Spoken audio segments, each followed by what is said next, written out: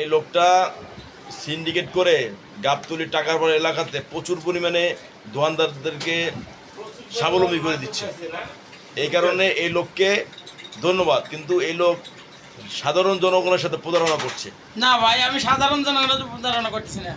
আমার ভালো জিনিস আমি সরাসরি নিজে খাওয়াচ্ছি, ইনটেক জিনিস। এর ভিতরে এক ফোঁটা বিন্দু পরিমাণ ভেজাল পেলে তাহলে আমার যা খুশি তাই করবে। আচ্ছা ঠিক আছে, বেদাল বেদাল কিন্তু পাবো না, কিন্তু মূল সমস্যা হলো তুমি 100 টাকা কেন বেচেন? ভাই আমরা এক সপ্তাহ লাগে ছাড় দিছি না, কোনো ছাড় নাই। আমরা এক সপ্তাহ লাগে ছাড় দিছি, এক সপ্তাহ। তুমি এখন বরাবর 100 টাকা 80 টাকা করে তুমি বেচতেছো ড্রামে, আর দোকানদার তোমার কথা শুনে 100 টাকা বেচতেছে।